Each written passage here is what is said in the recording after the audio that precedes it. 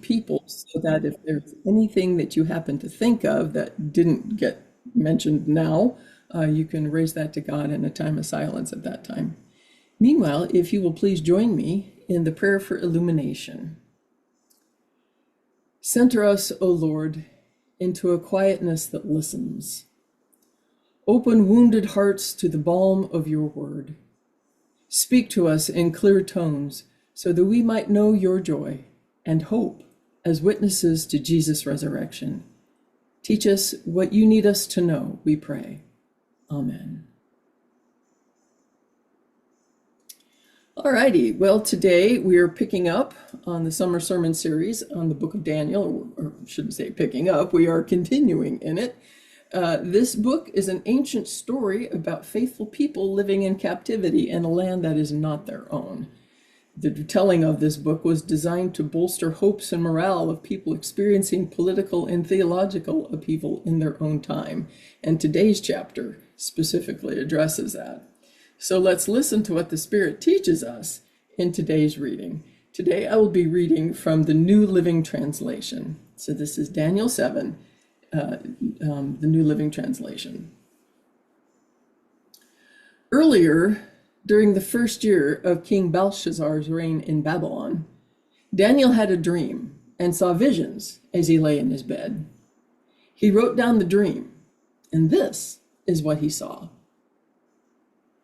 In my vision that night, I, Daniel, saw a great storm churning the surface of a great sea with strong winds blowing from every direction.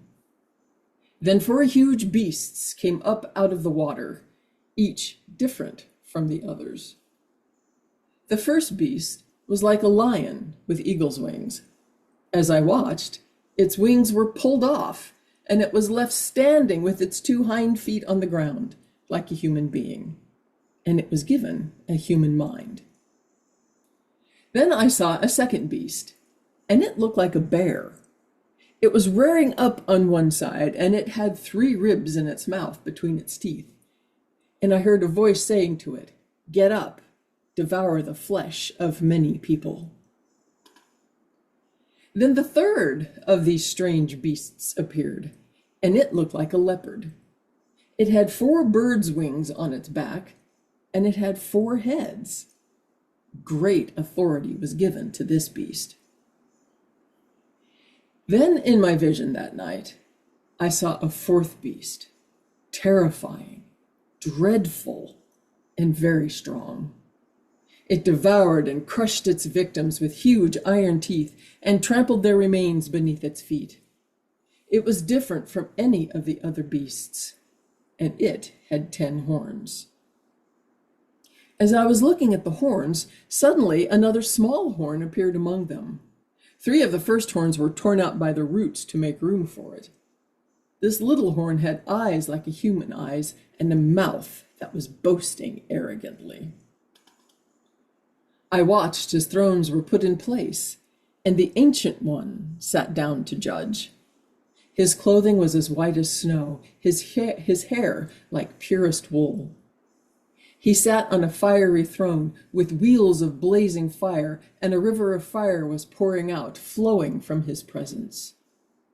Millions of angels ministered to him. Many millions stood to attend him. Then the court began its session, and the books were opened. I continued to watch because I could hear the little horn's boastful speech. I kept watching until the 4th beast was killed and its body was destroyed by fire. The other 3 beasts had their authority taken from them, but they were allowed to live a while longer. As my vision continued that night, I saw someone like a son of man coming with the clouds of heaven. He approached the Ancient One and was led into his presence. He was given authority, honor, and sovereignty over all the nations of the world, so that people of every race and nation and language would obey him. His rule is eternal. It will never end. His kingdom will never be destroyed. I, Daniel, was troubled by all I had seen, and my visions terrified me. So I approached one of those standing beside the throne and asked him what it all meant. He explained it to me like this. These four huge beasts represent four kingdoms that will arise from the earth. But in the end, the holy people of the Most High will be given the kingdom, and they will rule forever and ever. Then I wanted to know the true meaning of the fourth beast, the one so different from the others and so terrifying. It had devoured and crushed its victims with iron teeth and bronze claws, trampling their remains beneath its feet. I also asked about the 10 horns on the fourth beast's head and the little horn that came up afterward and destroyed 3 of the other horns. This horn had seemed greater than the others, and it had human eyes and a mouth that was boasting arrogantly. As I watched, this horn was waging war against God's holy people and was defeating them until the Ancient One, the Most High, came and judged in favor of his holy people. Then the time arrived for the holy people to take over the kingdom. Then he said to me, "This fourth beast is the fourth world power that will rule the earth. It will be different from all the others. It will devour the whole world, trampling and crushing everything in its path. Its 10 horns are 10 kings who will rule that empire. Then another king will arise, different from the other 10, who will subdue the 3 of them. He will defy the Most High and oppress the holy people of the Most High. He will try to change their sacred festivals and laws, and they will be placed under his control for a time, times, and a half time. But then the court will pass judgment, and all his power will be taken away and completely destroyed. Then the sovereignty, power, and greatness of all the kingdoms under heaven will be given to the holy people of the Most High. His kingdom will last forever, and all rulers will serve and obey him." That was the end of the vision. I, Daniel, was terrified by my thoughts, and my face was pale with fear, but I kept these things to myself. This is the word of the Lord, and thanks be to God.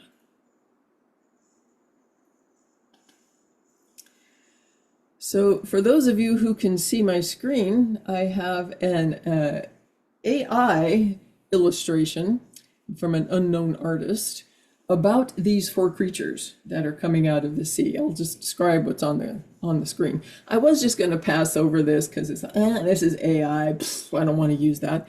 I mean, the lion that's standing in the front with eagle's wings on his back looks pretty placid about the whole thing. I could have found a different picture of a lion. And the bear, it's kind of grotesque. It looks like it's been eating something. The leopard is obviously photographs of the leopard that have had its head copied and then reattached in different places on the body. But I chose this particular illustration for the 4th beast. The lion, the bear, and the leopard are all in the surf of the ocean. They're right there on the edge. They're not on land yet, but their feet are in water, and it looks as though they are coming out. The 4th beast is further back. It's still in the water, and it's in shadow. It's mostly just this black, hulking shape that looks a little bit like a warthog. And it has horns on its forehead. But what really caught my attention was the yellow eye that's looking at us. It's creepy. It's truly, truly creepy. I'll get to a bit more about what these animals are and what they represent, but I just wanted to share that particular picture, especially that 4th beast. That's so arresting. All right, hang on just a moment. Let me do some things. Okay. I do not know if any of you have had an opportunity to see the musical Hamilton or the musical Six. Hamilton's been out for about 10 years now, so the prices for ticket prices have probably come down a little bit. Six, David and I saw that in the summer of 2022 when it was still kind of beginning its tour. Now it's ridiculously expensive to get there. These are 2 hit musicals that tell the history of an era, a particular era, with a contemporary sensibility.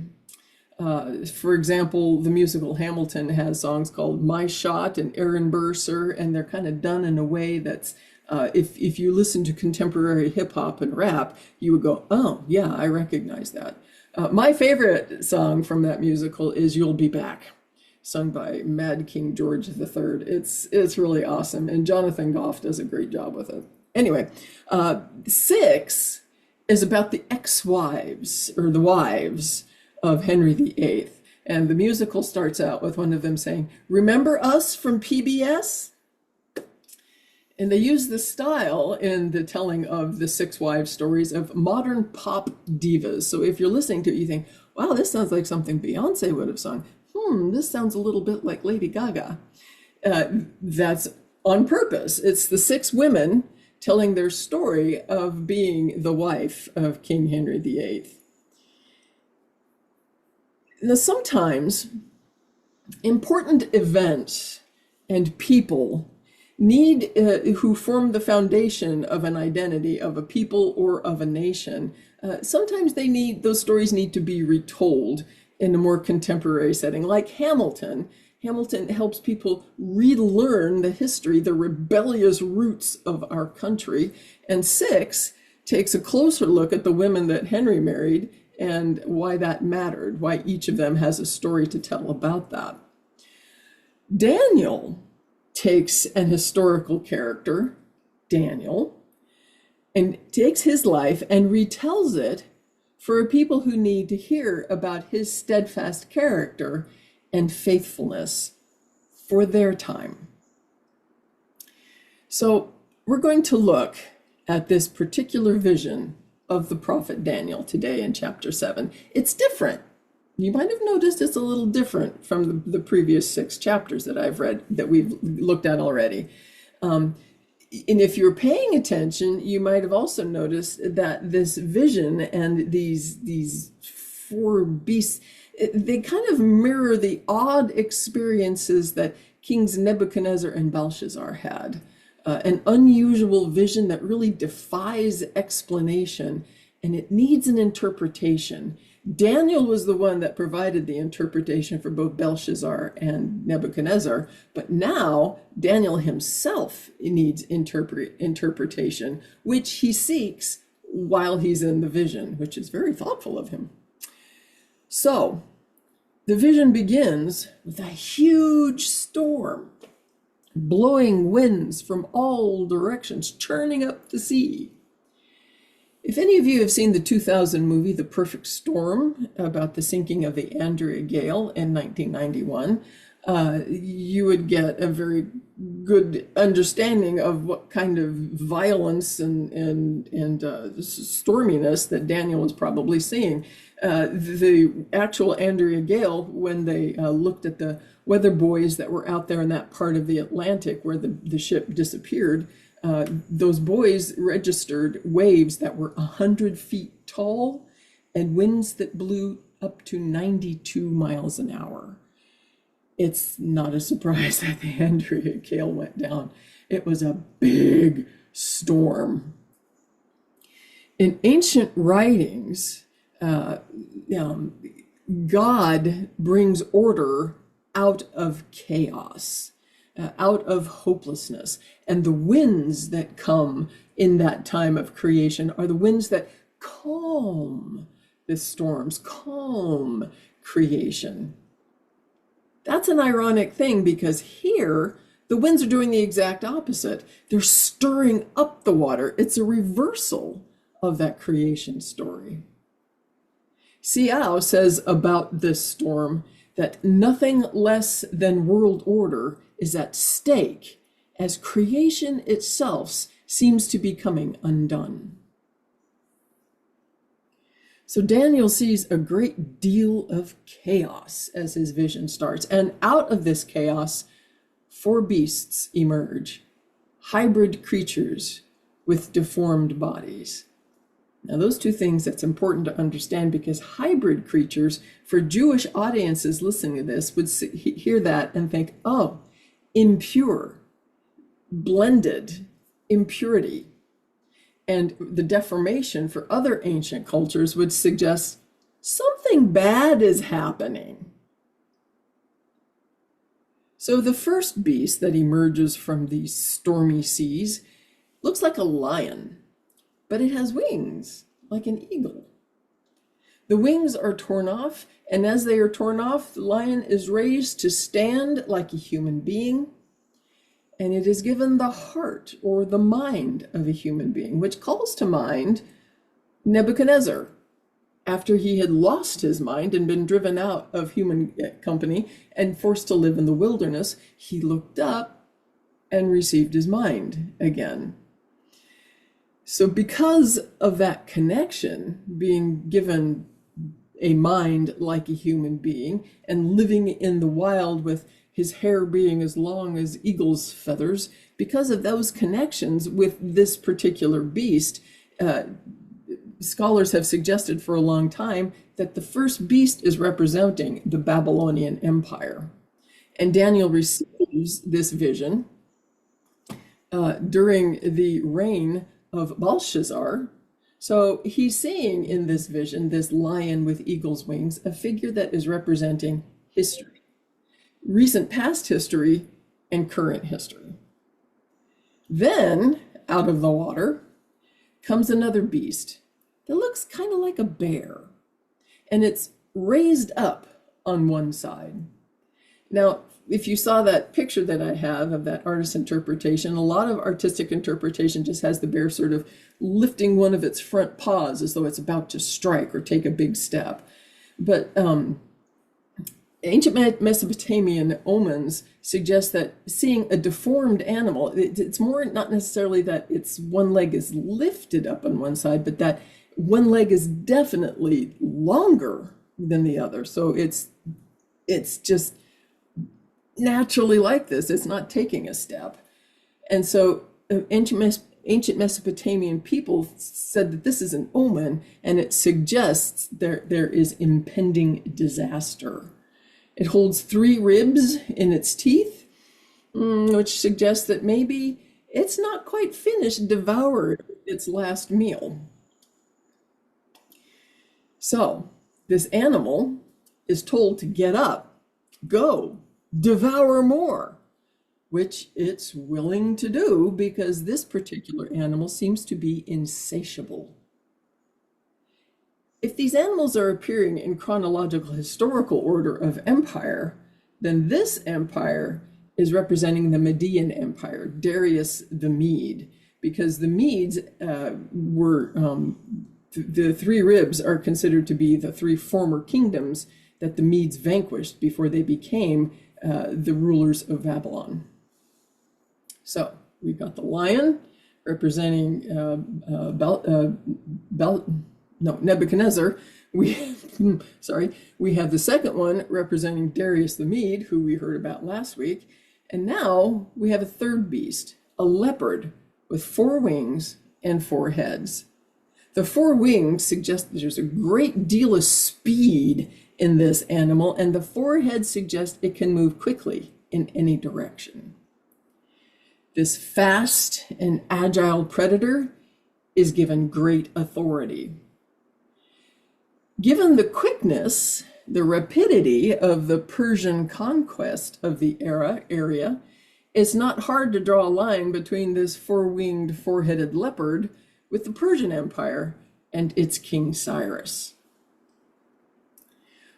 What is true about all of these beasts that Daniel sees is that they are dreadful, they are powerful, quick, ravenous, and have risen from the chaos of the sea to bring destruction. The implication is that they must be subdued for the well-being of creation. So far, this is a pretty awful dream, isn't it? It kind of makes you say, Daniel, don't eat spicy things right before going to bed. Not a good idea. But then Daniel sees something even more terrifying, a 4th beast that he has difficulty describing because it's just so outside the bounds of what anything he's ever experienced. He just says, it's different from the others. And this might sound, when talking about the iron teeth and the fact that it crushes and smashes everything in its path, this sounds a little bit like one of the parts of the statue in chapter 2, the one that's made of iron that crushes and smashes everything. This is a new kind of terror. There's no animal on earth like it.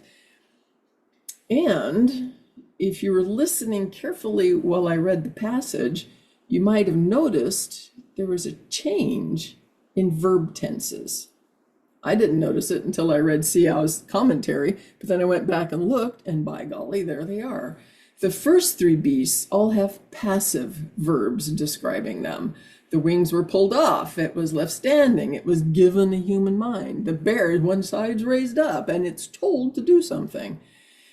And for the third beast, authority is given to it. These verbs are all passive, things that happen to these creatures. The fourth creature, active verbs. It has its own agency and its own will. It will not be controlled because it never was. The most obvious element about this four creature for Daniel is the 10 horns. In Hebrew scriptures, horns are metaphors for power, and particularly the power of kings. Now, scholars have argued about what the number 10 represents and what happened to the 3 that are pulled out, but what's clear is that the last little horn is the real problem. It speaks arrogantly, and it has eyes like a human. For those hearing this story in the time of the Greek Empire, this little horn stood in for Antiochus IV, who called himself Epiphanes, or God manifest. Yeah, he had some issues.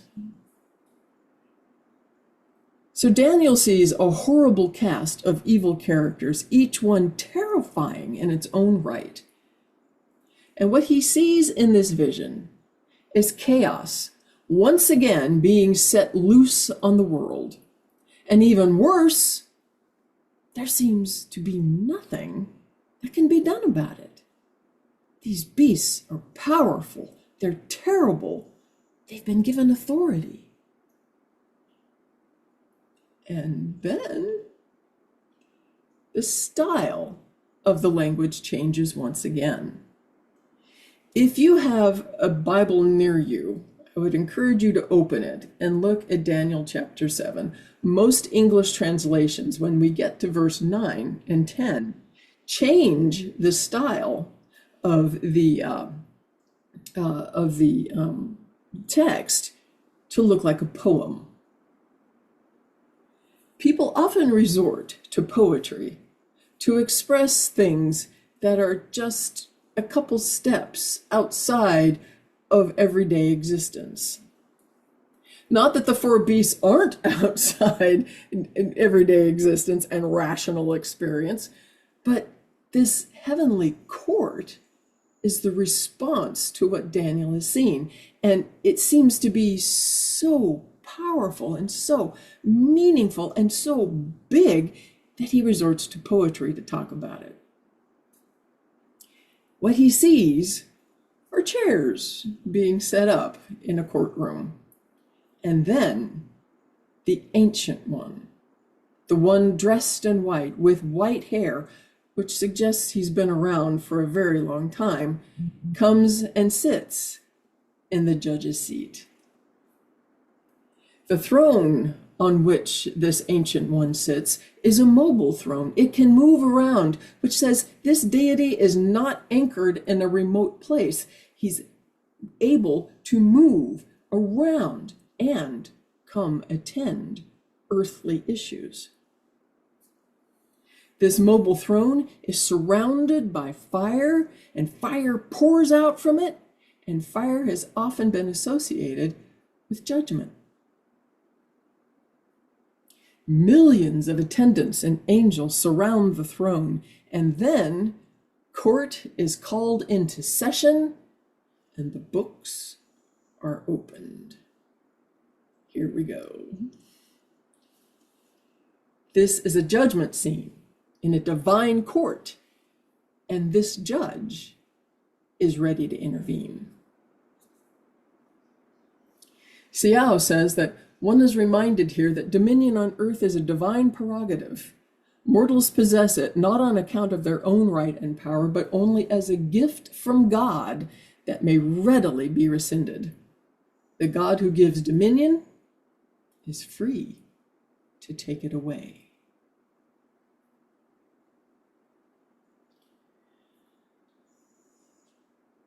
This whole vision, as Daniel sees it, particularly when it gets to the throne room and the interpretation that the being gives to him, suggests a bumper sticker theology of good triumphs over evil, love wins.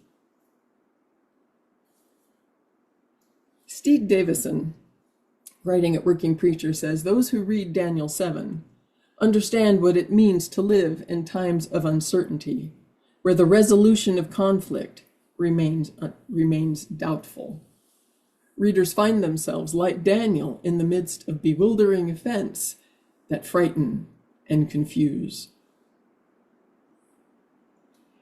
Daniel 7 is one of the examples in Hebrew scriptures of apocalypse. Now, when we hear the word apocalypse, we have been trained to be scared by it, to be threatened by it, to consider that to be potentially cataclysmic, potentially annihilating. It frequently matches the situation of the readers who are hearing this apocalyptic work. And in Scripture, apocalyptic work is usually the faithful being hard-pressed to remain steadfast in face of intense pressure and persecution. For them, it would be so much easier to just give up, give in, let it all happen. And that is true. For individuals, that is the easy response. But it's disaster for everyone if everybody makes that decision at the same time. And remember, apocalypse is a Greek word that means revealing, uncovering, removing masks, removing things that cloud vision, seeing clearly. Kristen Wendland, also writing at Working Preacher, says the apocalyptic material in the book of Daniel provides hope for a rather powerless people who have experienced affronts, such as having their observations of Torah forbidden and the cult of Zeus set up in their temple in Jerusalem. Their faithfulness may have been under attack, but they could look forward to a day when they will be victors, thanks for the faithfulness of God. That fourth beast is Antiochus IV, who is persecuting the Jewish faithful and trying to Hellenize them, take away their basic foundational identity and turn them into everybody just like everyone around them. They are resisting that, and this is the response. Sounds kind of familiar, doesn't it? We are surrounded by scary monsters often. And what we can do with the result of having read this particular passage is look around and see the monsters. And not just the ones that we are told are monsters. See them for ourselves. See the beasts that devour, that rampage, that terrorize for the sake of it, that speak with arrogance about their own power and their own prominence, that delight in tearing down with no intention to build for the betterment of all, except for their own self-aggrandizement and enrichment. They're out there. We can also identify messages that, like the empire of Daniel's time, try to make sin and evil reasonable. We can be aware and speak about the ways that the world around us subtly leans on us to turn us away from the radically inclusive and grace-filled love of God toward a reality that looks a lot more like beasts rising up out of the sea, a return to chaos. Kristen Wendland again says that for the holy ones of God, living yet on this side of the resurrection, the alternate vision in Daniel's dream gives hope for a different future, and perhaps confidence to work in God's name for such a future, such a vision in the here and now. One thing is certain, throughout history, empires have risen. And I'm sure each time an empire comes to power, people in its era have said, this is it. This is the end of the world. This is the one that'll take us all out. And in their own way, each empire does end the world and the world as it is known. And we have to ask, is that always a bad thing?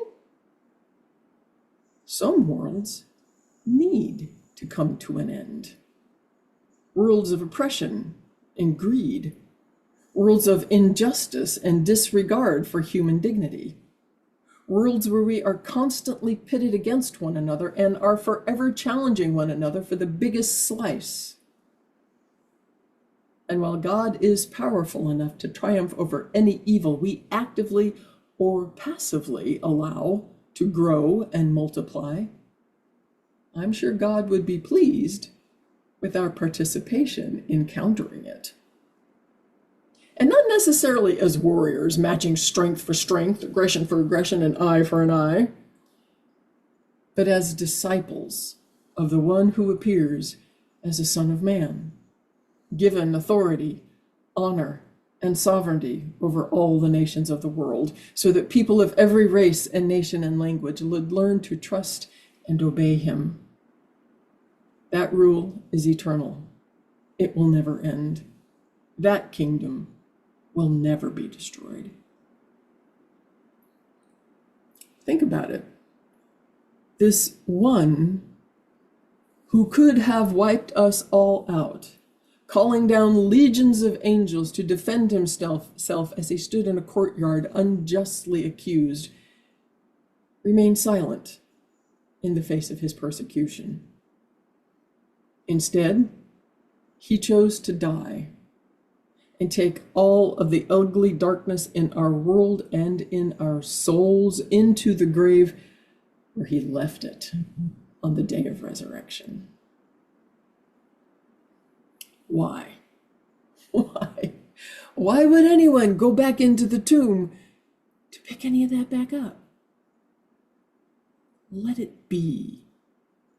And let your salvation be your defense against evil. Friends, it's more than enough. Thanks be to the God for the life he intends for all of creation, redeemed by Jesus' death and resurrection, given life and breath by the Spirit. May we all have the strength, the grace, and the courage to live as Jesus does. Alleluia and amen.